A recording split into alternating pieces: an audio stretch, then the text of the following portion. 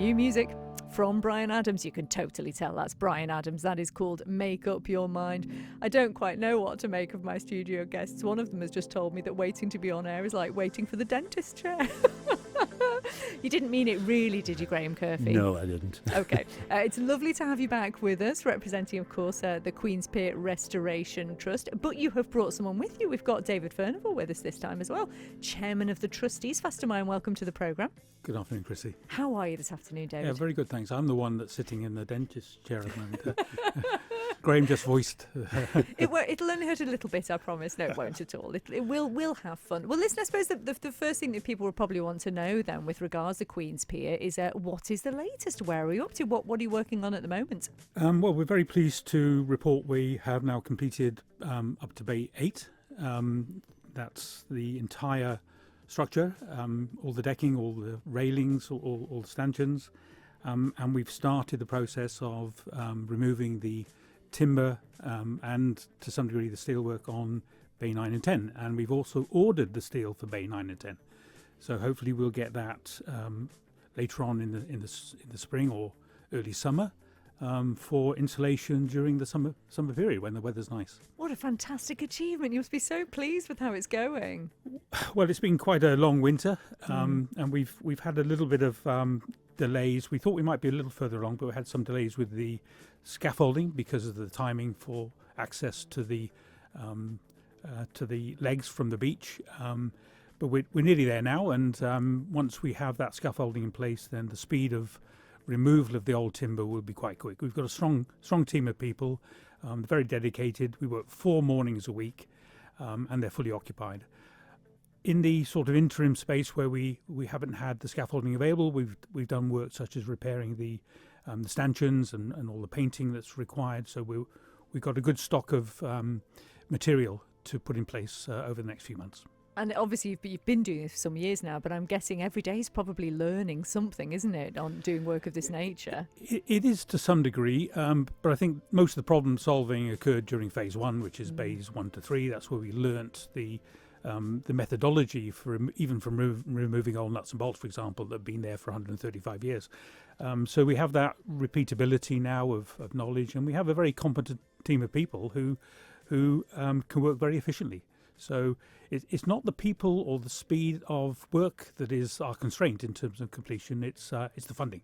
Yeah. So we need to get that funding going through, and if we can do that, then we can be very productive indeed. Funding and weather.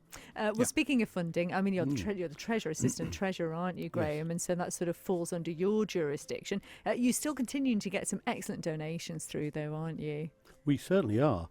And it's not that long ago that we had a fantastic donation from a Miss Marion Isabel Tate, who left us a total of £122,000.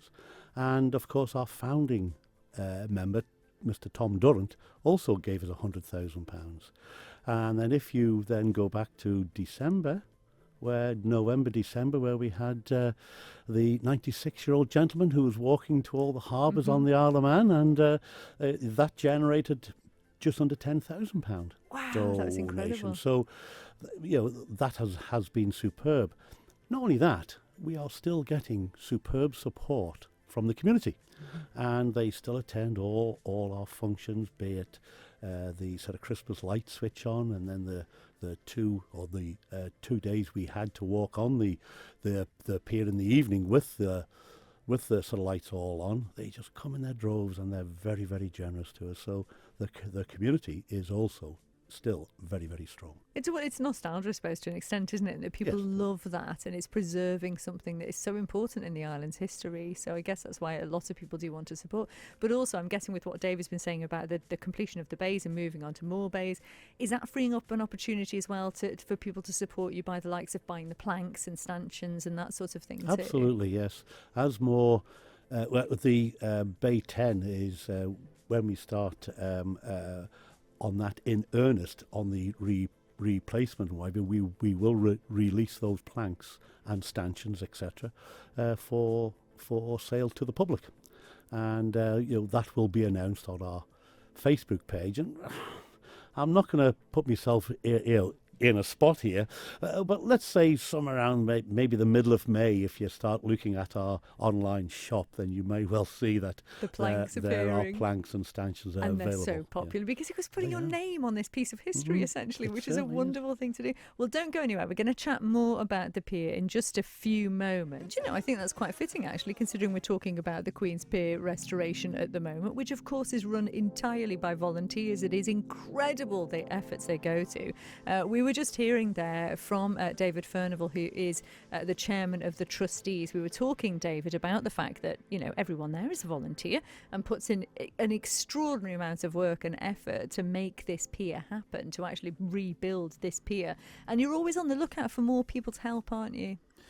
Yeah, we have broadly, I suppose, 3 divisions of volunteers. There's the heavy gang that do the work, the physical work of removing the old structure and putting the new structures in place, and they're supported by a team of people who help with the painting of the various pieces of material that go in, to protect it from the marine environment. We've got our fundraisers who work tirelessly to organise events that raise funds monthly on a regular basis.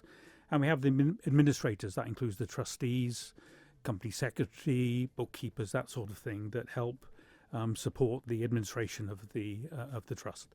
And in that sense, I would like to mention the sad passing of David Moore, who's been a long time supporter of the pier. I worked with David back in 2017 when we were on phase 1. He was a real hard-working guy, a working farmer right to the very end. He was also our bookkeeper, and sadly we've lost David's contribution. But I would like to thank him and his family and remember his effort, which was fantastic. And what a legacy, you know, he's leaving behind in the work that he's done.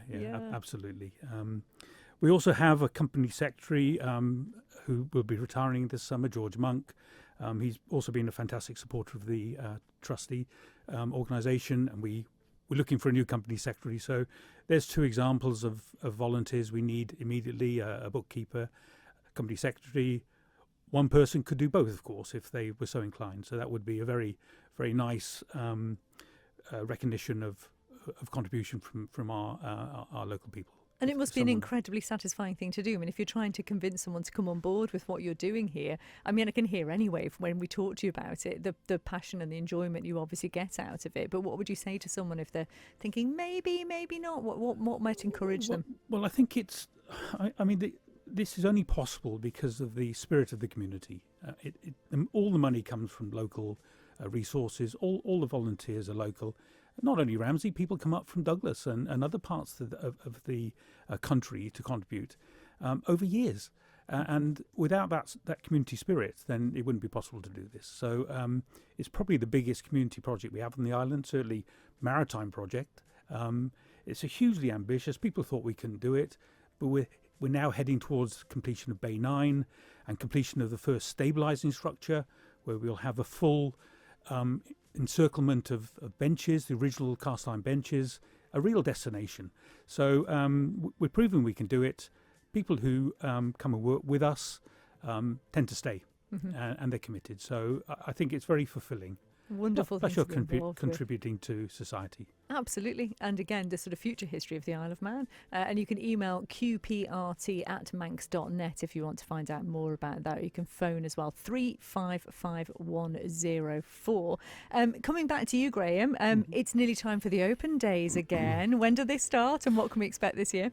Well, it starts on Sunday the 4th of May.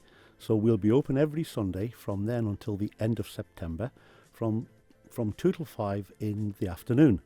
All I can say at the moment as to what to expect is, apart from a ride on the train, of course, but we always have free drinks there, hot and cold drinks, and I'm looking at some varied entertainment to put on various Sunday afternoons, just to break it up and to attract more people onto it.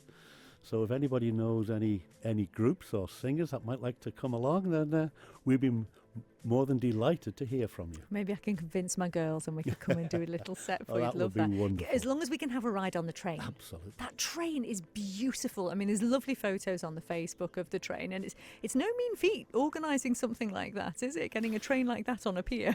I know.